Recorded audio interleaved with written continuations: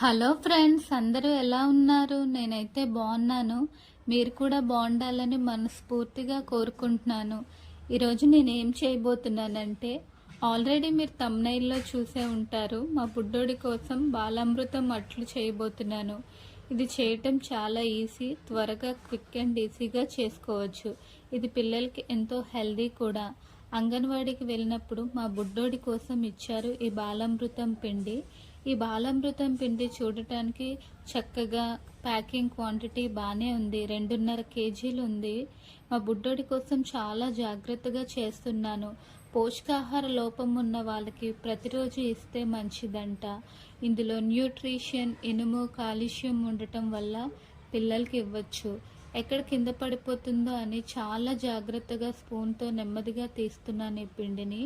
ఈ బాలామృతం పిండి కావలసినంత తీసుకొని మళ్ళీ మా అమ్మ ఎక్కడ పెట్టిందో అక్కడే పెట్టేశాను.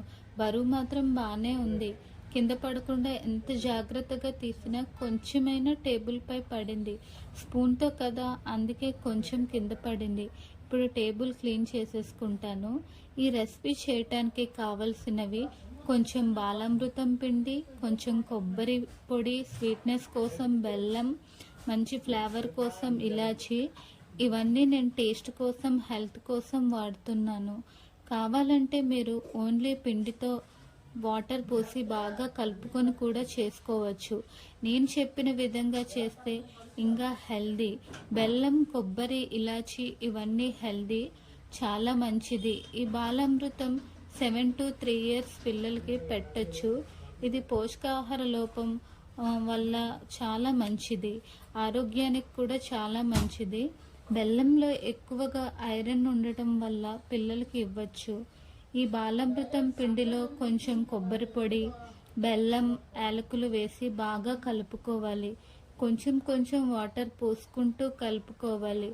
బాగా కలుపుకొని ఈ బాలామృతంలో వాటర్ ఎక్కువగా కాకుండా, అలా అని తక్కువగా కాకుండా మీడియంలో వాటర్ వేసుకుంటే సరిపోతుంది.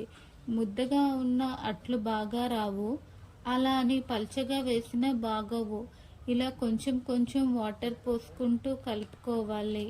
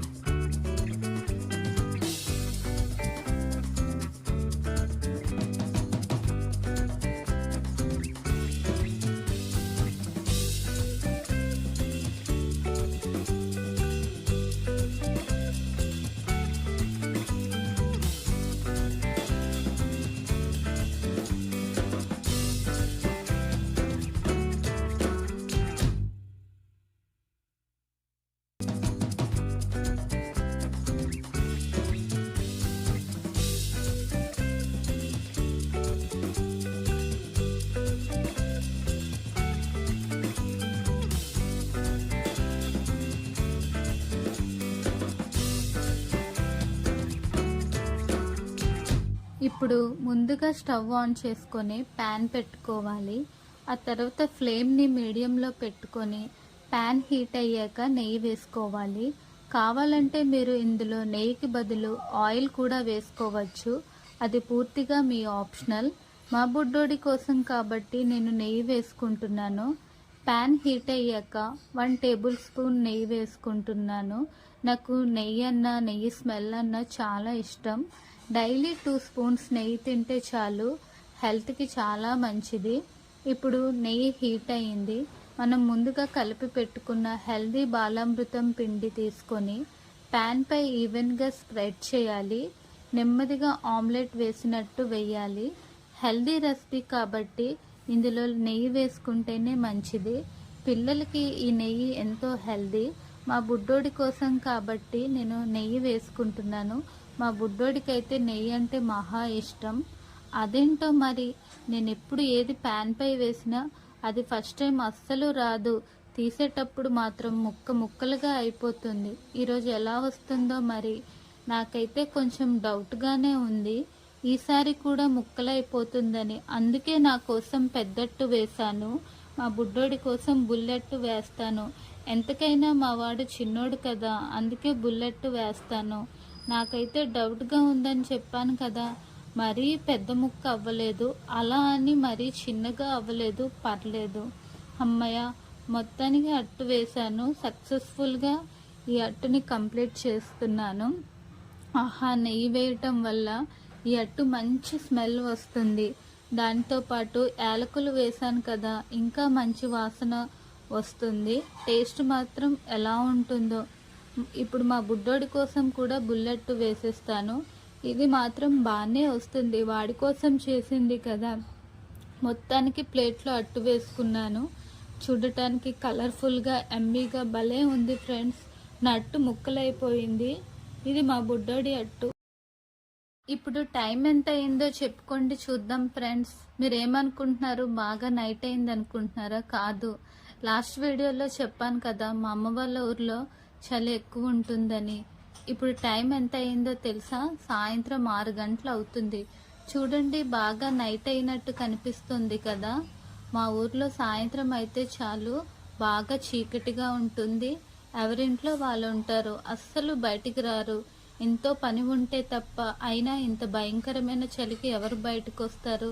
అందరూ ఇంట్లో పెద్ద పెద్ద రగ్గులు కప్పుకొని ఉంటారు.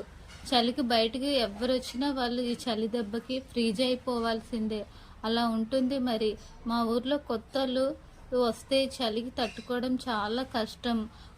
ఎవరు తెల్లగా ఉన్న వాళ్ళు వచ్చినా నల్లగా అయిపోతారు ఈ చలికి. అందరూ 6కే డిన్నర్ చేసేస్తారు.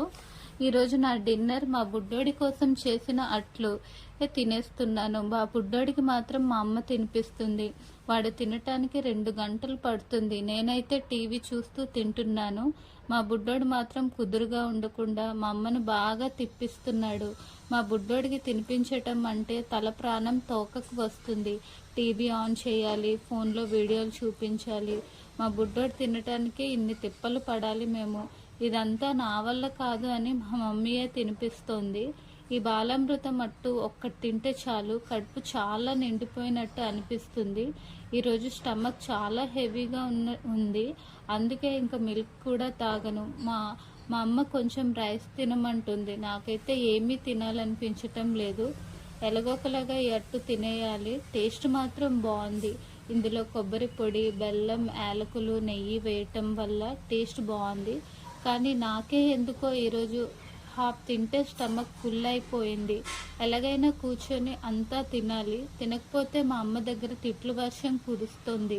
మా అమ్మ దగ్గర తిట్లు తినే బదులు కష్టపడి 1-2 గంటలు కూర్చొనైనా సరే మొత్తం తినేస్తాను.